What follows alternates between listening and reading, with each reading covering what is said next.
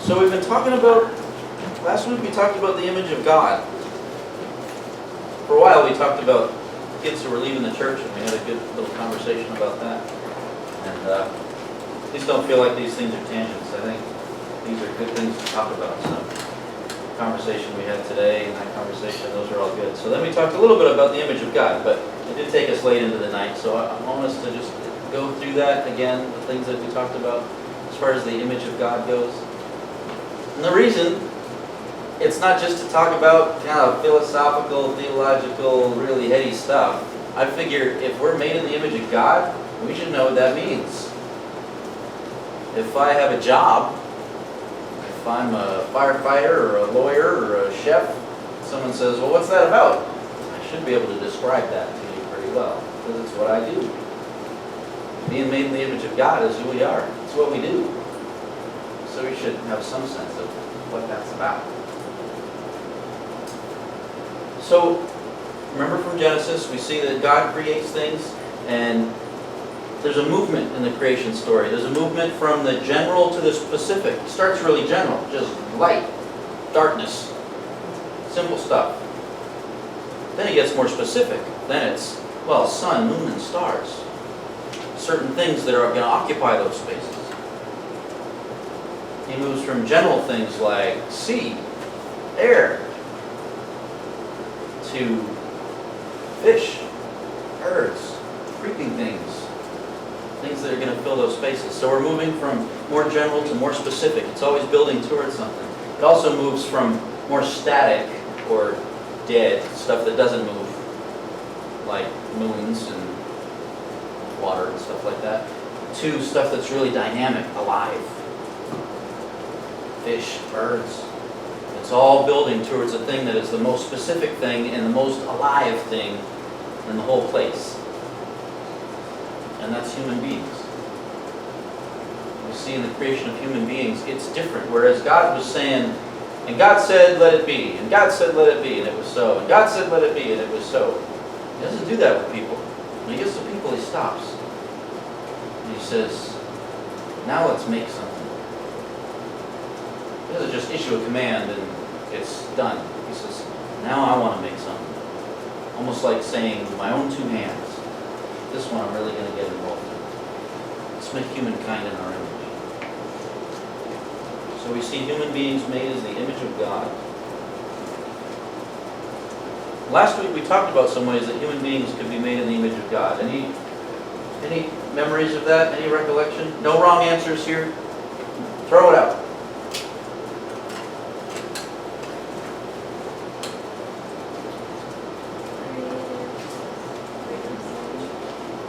Angela says creative. Is that right?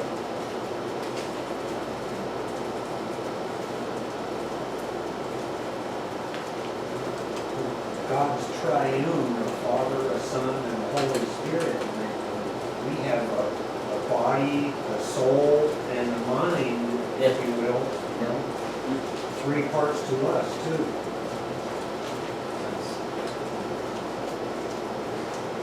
I like that. Think of God as an artist. And he doesn't paint with paper or canvas or anything like that. He paints with his mind, with his intellect. Whereas an artist might take something and create it and then has an object to show. God doesn't do that. He creates with his intellect, with his mind, with his being. And he says, there you go. Intellectual property. Intellectual property rights. Yes. Copyright. Human beings. Stamped with his image. Yeah. Paul says we're his workmanship, his poema. Well, if I'm copyrighted, you can't call me that. God does the creation a little better than we can, because when we create, we're using things that He created first Yeah. to make our creations. We're not making them out of nothing like He did. We can just rearrange it. Yeah. Put it into a new pattern. I think that we also grow into His image as we learn more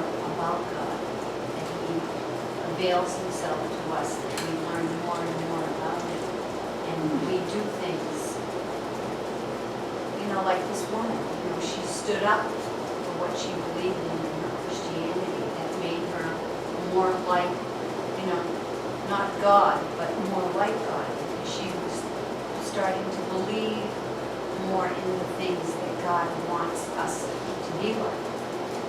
And as we learn more about God, we become more like Him, walking in the path of God. So you see a progression, Yes. becoming the image of God. Yes. Also, a joke about Satan saying that he can sculpt as well as God, so make things as well as God. And so God said, you go first, and so he started to do something, and God said, oh no, get your own dirt. You guys hear that? Yes. Yes. The joke is something you should have. Yeah. I read the So Satan says, well, I can make things just as well as you can, and God says, okay, go ahead. And so Satan starts with a lump of clay, and God says, oh no, you need to make your own clay first. Or get your own dirt, right? So it's sculpted away. But there are those out there who are called to be helpers of others. And they won't rest until they've actually gone out there and helped somebody find shelter or find food or if they have some kind of emotional problems, they're there to help. And so that's sort of the image of God, just the practice of doing something. Like angels among us. I was going to say, I was thinking of a sermon both Stephen and I heard on Sunday, and he was talking about Ephesians 4. And when you look at Ephesians 4, in all humility, gentleness, with patience, showing forbearance for one another in love. And I think of the attributes of God. Yes, He's a God of justice and righteousness, but He's also a God of humility and gentleness and patience. Also righteousness. Well, no, I said that part, it's justice and righteousness. But I was just thinking of He wants us to emulate His attributes when you look at Ephesians 4. And with Peter, if I remember correctly, even though Jesus was in front of the judge, he said nothing. And he was gentle when he spoke back. So one of the views of the image of God is people read the Bible and they saw this, it's just a couple of verses that God said, let's create humankind in our image, and He did. They said, oh, what does this mean, image of God? And so one of these is what we call the structural view. Structural meaning like how we're put together, what we're made of, what our characteristics are. And so the idea behind the structural view is that God has certain characteristics, God has certain attributes, and so when He made people in His image, He made them to have those characteristics, to have those attributes. God's like this, and so we're like that. God's like that, and so we're like that too. In a way, we're like a mini version of God. You following that? So one thing they looked at is that God's a rational being. He can think. And we're kind of like that too. God's a moral being. God's a judge. He's good. He's concerned with goodness. Goodness is one of His deep concerns. And so, at least in the beginning, we were originally created to be deeply concerned about moral things. So we share that with God. Now, there's some ways we're not like God, though. We're physical, made to be in bodies forever. God's spirit. So are we in that image? Not really. God has no beginning. No beginning, no end. We're had a beginning, we were created, and at least right now, we're immortal. We can die. God's immortal. So we don't reflect that. So there's some ways that we reflect God, and there's some ways that we don't reflect God. There's continuity between God and us, but there's also some discontinuity too. Bob, you had a... But we were created to be immortal before the fall. Had we not fallen, right, had there not been sin? Yeah. Sure. Sure. So, people looked at that and said, well, okay, so maybe there's some way that to be the image of God is to share some of God's attributes. But there's another way that we can look at this too, which is to say not that we're simply miniature gods, but it's what we might call a representative view.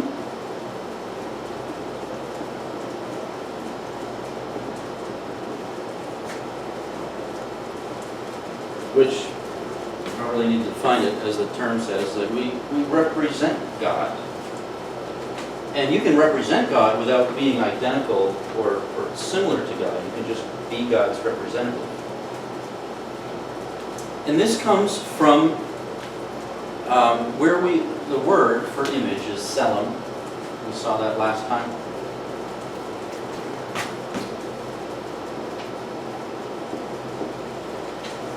Which can mean image.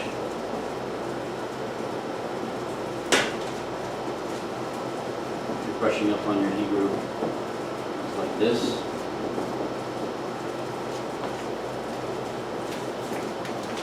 So we are the selim of God. We're the image of God. And this word was a word that got tossed around a lot back in the old days. The writer of the Bible didn't come up with this word, or even the idea of being made in the image of a God. This was a concept that had been kicking around for a while. In, for instance, Egypt, the Pharaoh, the king, claimed that he was the image of the God. So you have this God up here. I'm going to put it in parentheses with a small g because I don't mean our God. I just mean the God that they believed in. So there's a God. And the idea here was that the king, you give him a little crown, that the king was the image of the God, and that he was the God's selim. He was the God's representative. So the king says, hey, you want to deal with God? You've got to talk to me. I have God's authority on earth. I have God's power. This is what it meant to be made in the image of God. Now the claim was it was only the king, the ruler. For obvious reasons, you could assume. You can really get a leg up on everybody if you're the only one who's the representative of God and everybody else just has to follow you. Now the king would then transfer this. All throughout his kingdom,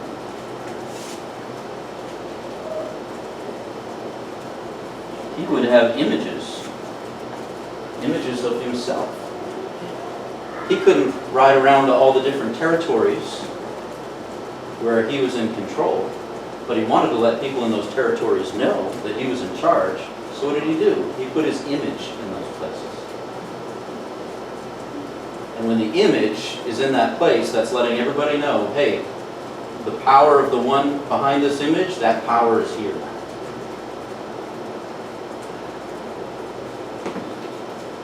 So the idea here is that the image is the physical manifestation of the deity. And the image carries the power and the authority of the one who's behind it. So it's as if the one who made the image says, hey, wherever my image is, I'm there. You want to deal with me? You want to deal with me? You can deal with the image. The image is a stand-in for me. Dealing with the image, the statue, it's as good as dealing with me. This is where we get the beginning of idolatry. I'm going to get our king out of here. But in pagan idolatry, you had the God that they believed in. Again, I'll put it in quotes.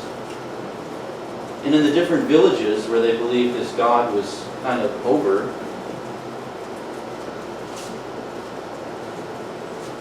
a little idol. And if you want to deal with the god, remember these pagan gods are gods so you can get really angry, especially if you don't feed them. There was this belief that the gods didn't need people for anything except to feed them. The gods couldn't feed themselves somehow. So when you didn't feed the gods, then they got angry. And they would send drought and famine, or they would send floods. And so, we better go feed the god. And so they'd make these sacrifices in front of the idols and send it up. And the gods are finally, okay, they're full now. It sounds silly to us, right? But this was the concept of an image of a god that was around. The image is the physical manifestation of the god. And wherever the image is, it was as if to say, the god says, there I am. And if you want to deal with me, you deal with the image, with the selim. So this image, or selim, it not only means image, but it also means idol. We read in Numbers, the book of Numbers, we were in chapter 33, verse 52. He says, all right, you're going to go into the promised land, and I want you to go in, and I want you to destroy all the selim, all the images, all the idols. And why do you imagine God wanted all these idols destroyed? Distractions. Distractions from Him. Worship. Why did these Israelites, time and time and time and time again, get in favor with God and then turn right around and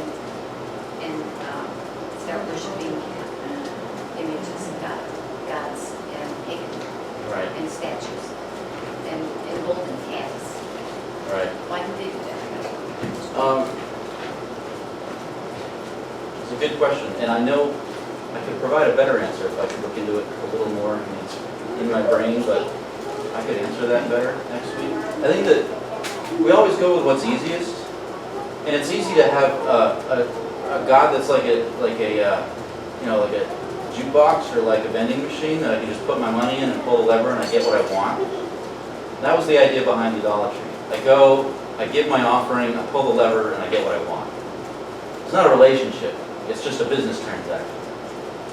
But in the history of their ancestors did this over and over and over again and worshiped these idols, and then they had more pestilence and famine and all kinds of rotten things happen to them. And God bails them out again. The next thing Tell you what. they're all happy about it, and then they go right ahead and do it again. Didn't they learn? Is what you're saying. Won't put you on the spot. Ask me if I'm familiar with my history of all the times that I've done things bad and if I've learned from it. What is the one thing that we learn from history? Is that we don't learn from history. Yeah. That it repeats itself. But I've heard a really good talk on why idolatry was so appealing, and I'll look that up. It was very, not to interrupt, but it was very wise of God to tell them to smash those idols in high places, because those people were in love with their idols so much that there's a good chance they would have felt betrayed by their own gods. And would have, in other words, the eradication of them out of that place would have been a little more complete if they thought that their gods had abandoned them.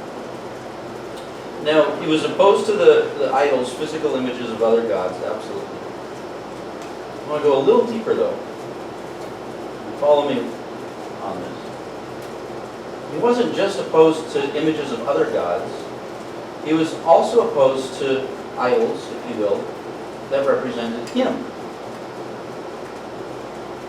I think this is in the Ten Commandments. And this didn't get unlocked until I started reading it, because I always had this puzzle in my brain about the first two commandments. In some versions of the Ten Commandments, it's actually 2 and 3. But first he says, you're going to have no gods before me. I'm in. No other gods. Okay, I get that. Gotcha. Got you, God. No other gods. Not going to worship any other gods. Good. We're not going to worship any others. Commandment number 2. You won't make any graven images. We've already dealt with the issue of worshiping other gods. Got that out of the way. Now we're just worshiping Yahweh. And now he tells me, oh, by the way, also, even though you're worshiping just me, no images.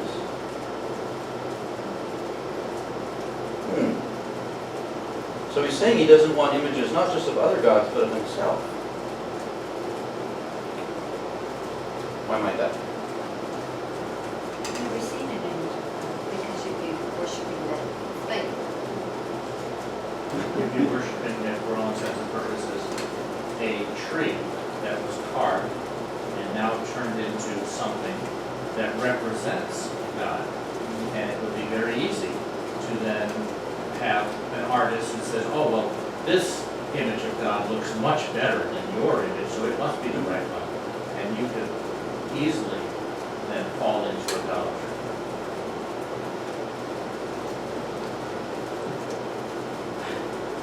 I just have to smile though. I mean, I went all over Europe. Every big Catholic church I went into, they had their relics. Yeah. They're images of God.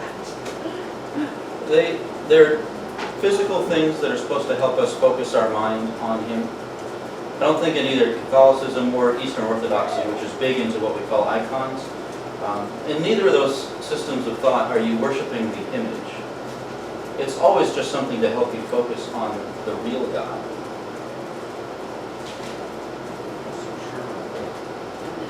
Because well, I came out of the Catholic Church. Okay. And my family, relatives are still very, very heavy into it. They're totally shocked that we're out of it. But they would actually have a portion of the service where they would go and they would pray to that particular statue. They were not praying to God. They were praying to that statue. Or what that statue represented. Yes. And I was gonna say, putting Peter in the Vatican, oh my goodness, that statue is wearing away as people touch it. You know, like they feel like, oh my goodness, there's the bones of Peter. Yeah, but we gotta be careful, we're not judging those people. Who No, knows where their heart and is you- while they're in relationships with the image. Oh, and believe me, I understand that. Well, I want to keep pushing on this. Why would God say, I don't want you to make these things that are physical manifestations of my presence in the world, these things that carry my power and authority, these sell them. Don't build any sell them. Think back to Genesis. He wants us to praise Him, to sit down and get on our knees and praise God, not a picture of God, but the way that He is explained in the Bible, to pray to Him, to pray to, not to have something, I don't know, just not to have an image of something, but Wow. God is so much more than any of us can even begin to comprehend. If we try and make an image of Him, it will be lacking so much of His glory and everything about Him because we just don't understand. So are we saying it's wrong that there be any images of God on earth? Is it wrong? Then why did He make them? God didn't make them. He made them in us. He didn't make any selling? Not any images of Himself. His Son is an image, and we're His image. But we are His image. That's where I'm going with this.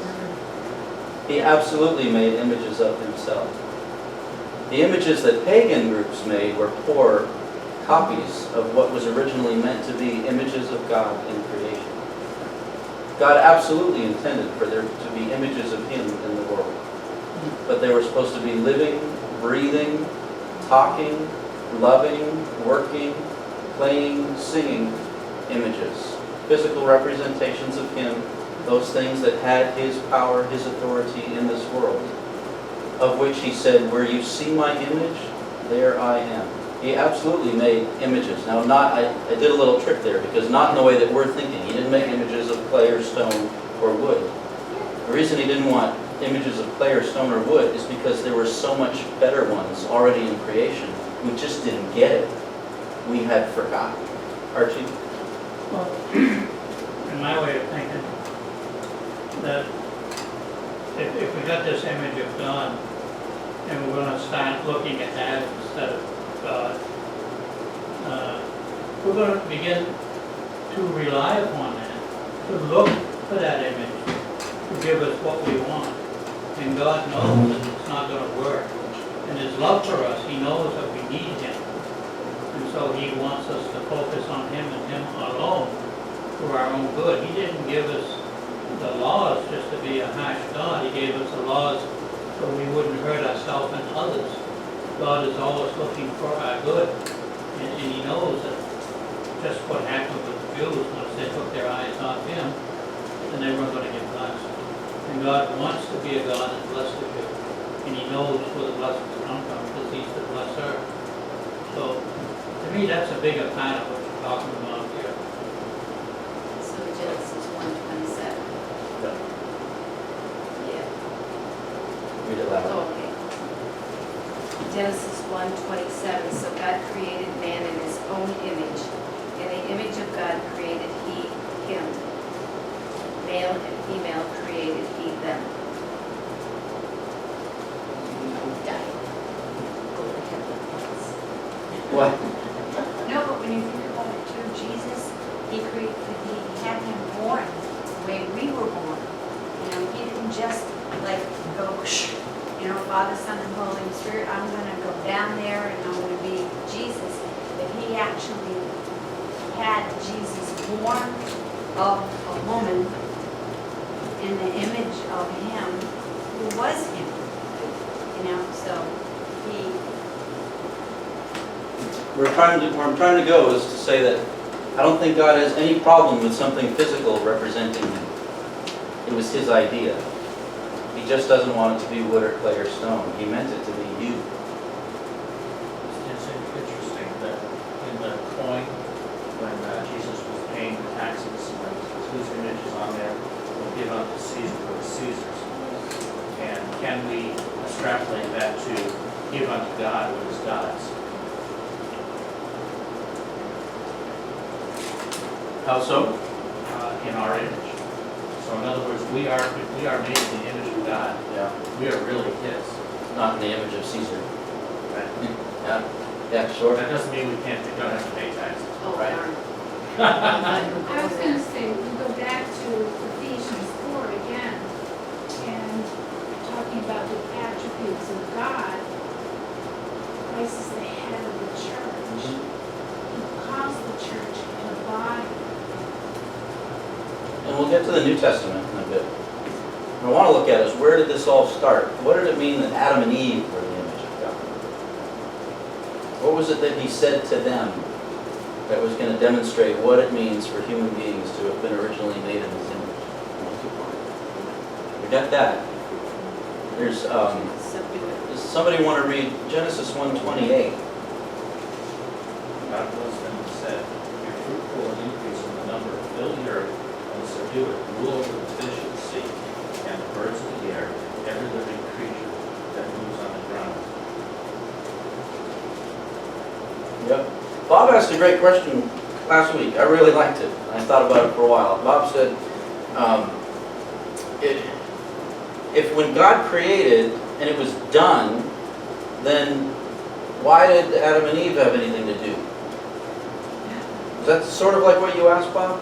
Yeah. I If it guess was so. done- I couldn't remember I asked the question, but yeah, it Yeah. sounds like something I asked. If creation was finished, it was completed, then what was the point of because I had made the point that God created His images, these living images in the world, to carry on His work of creation. And Bob said, yeah, but it says that the last day 6, it's very good, we're done. What work is there to carry on? And so I kind of said last week, and I want to say it again, is that I think there was still work to be done. And we saw that there in Genesis 1:28. So we were God's image, we're God's representatives, and we were meant to be sort of like God's co-rulers, even co-creators in the world. And He tells Adam and Eve to fill the earth and subdue it. And this word subdue is kabosh. I'll just spell it in English here. Fill the earth and subdue it. And this is a word that means to bring something under control. Later on in the history of Israel, it meant to conquer. So I want you to go into this foreign people and I want you to subdue them.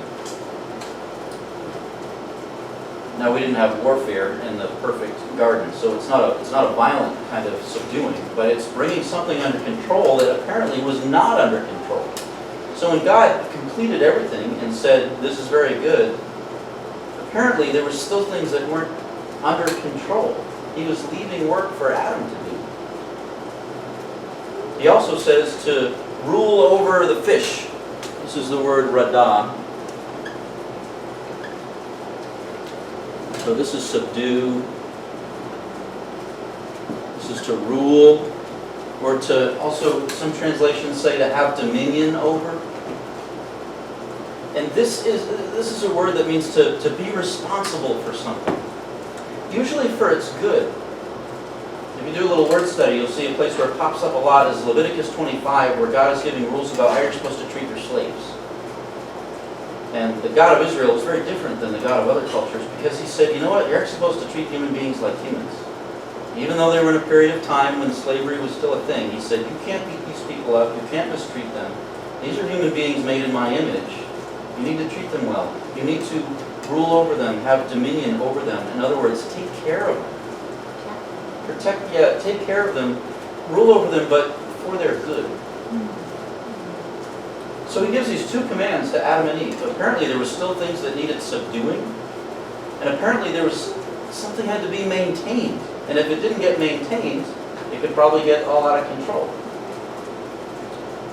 Now God could have just done this. God could have made the world, and he could have made it kind of like a little terrarium full of stuff, and he could have taken care of it and kept things subdued and kept the garden tended and kept all the animals in check and all that.